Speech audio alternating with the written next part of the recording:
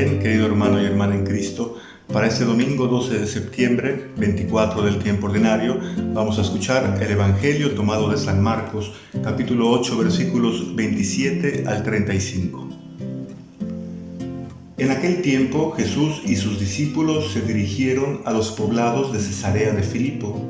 Por el camino les hizo esta pregunta: ¿quién dice la gente que soy yo? Ellos le contestaron: algunos dicen que eres Juan el Bautista, otros que Elías y otros que alguno de los profetas. Entonces él les preguntó: ¿y ustedes quién dicen que soy yo? Pedro le respondió: tú eres el Mesías. Y él les ordenó que no se lo dijeran a nadie.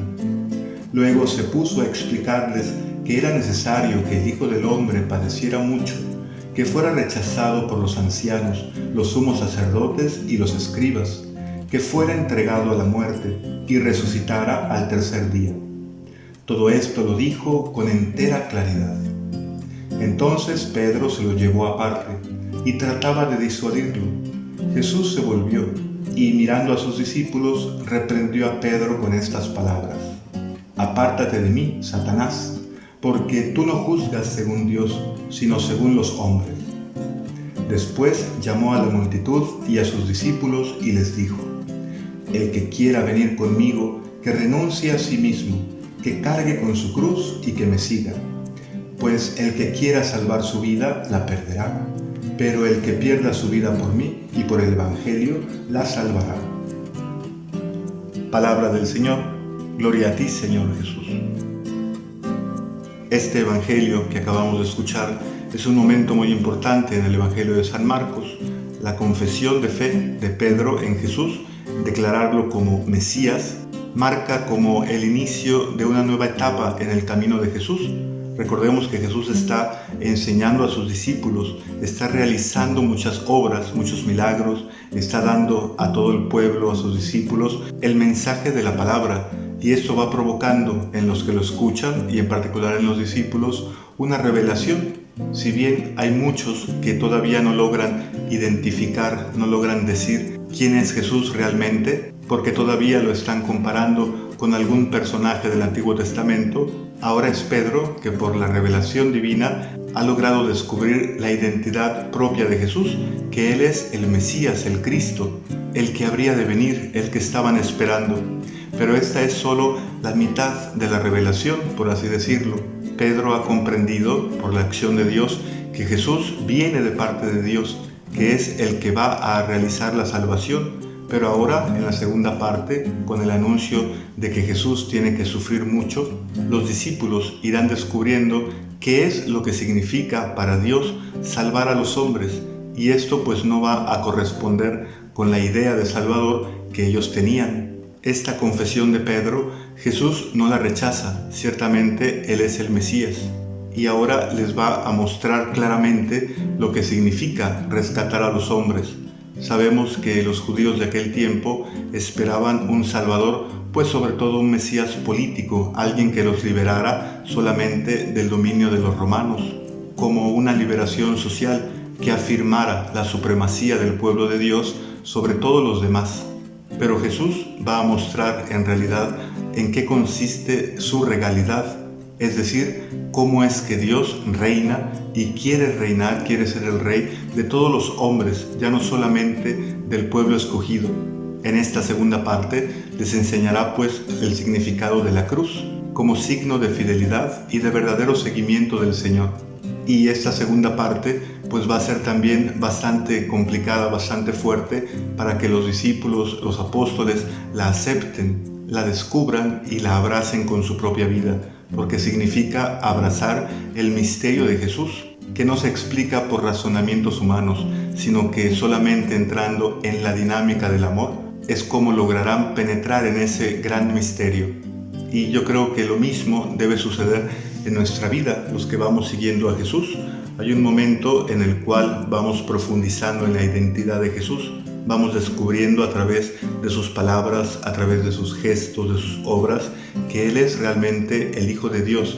Y hay otro momento en nuestra vida donde también Jesús nos llama y nos conduce a profundizar en lo que significa ser el Mesías para Él, ese Salvador que no ha venido a hacer servirse, sino a servir, ese Salvador que ha venido a rescatar a todos los hombres y que no quiere que ninguno quede fuera de esta salvación.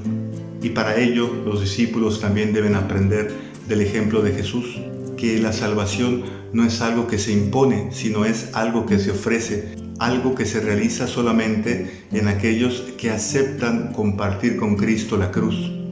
El sufrimiento que Jesús deberá padecer, pues, mostrará a los discípulos y también a los discípulos de todos los tiempos, a nosotros, que el camino escogido por Dios para salvarnos es el del amor incondicional a su criatura. Y para esto Dios respetará siempre nuestra libertad, elegirá siempre atarse las manos para buscar por todos los modos que su criatura tan amada, el ser humano, el hombre y la mujer, pues comiencen a caminar en una relación con su Dios basada en el amor, porque este es el vínculo que dura para siempre, que es eterno, y es el vínculo que Dios ha querido instaurar con nosotros. Tomar la cruz, pues, significa aceptar plenamente el misterio de Jesús en nosotros. Es aceptar también dejarnos conducir por Él, que Él es el Maestro, y no querer dictarle a Jesús el camino que Él debería seguir, y que de hecho sucede muy a menudo en nuestra vida, porque a veces pretendemos querer decirle a Jesús lo que Él tendría que hacer para salvar al mundo y para salvarnos a cada uno de nosotros. Nuestra salvación estará siempre en ser discípulos fieles, discípulos que saben escuchar al Maestro y desean con todo el corazón entrar y habitar en ese misterio de Jesús.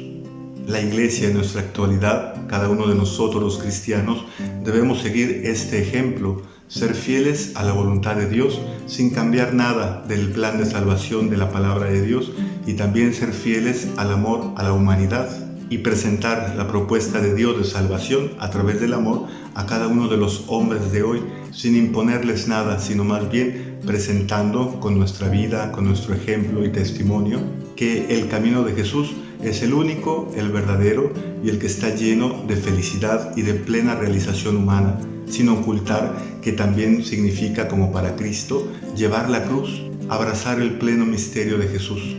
No nos detengamos, pues, en nuestra vida de fe en los momentos solamente de alabanza, de adoración, de intimidad con Dios, que son necesarios e indispensables para nuestra vida, sino que sigamos adelante, porque el misterio de la cruz es el único que nos mostrará el pleno misterio de Jesús y lo que hará de nosotros verdaderos cristianos. ¿Cuántos cristianos a lo largo de la historia se han detenido a la primera parte, ¿verdad? Es decir, a confesar que Jesús es Señor, pero cuando llega el momento de la cruz, ¿cuántos se han quedado atrás? ¿Cuántos han decidido mejor abandonar a Jesús o conformarse con una fe incompleta? Parece ser que por esta razón es que Jesús les dice a los discípulos de no contarles a nadie acerca de su misterio, porque la obra de Dios no está completa en nosotros solamente cuando sabemos quién es Él, sino más bien ese misterio comienza a dar frutos en nuestra vida y frutos de salvación en los demás, cuando comenzamos a cargar con mucho amor, con mucha entrega y con mucha generosidad la misma cruz de Cristo, la única que nos salva. Seguir a Jesús en fe y radicalmente no es algo fácil. Recordemos que no estamos solos para cumplir esta misión que Dios nos encomienda. Recordemos que es Él quien nos ha llamado, es Él quien nos sostiene y continuará sosteniéndonos con la fuerza de su Espíritu, con la fuerza de la transformación que su gracia obra en nosotros, que nosotros lo lograremos y llegaremos también a ser grandes instrumentos de salvación de Dios si nos mantenemos como discípulos suyos, teniéndolo a Él como el único Salvador y obedeciéndolo confiadamente en nuestra vida. Paz y bien, que Dios te bendiga. Nos vemos mañana.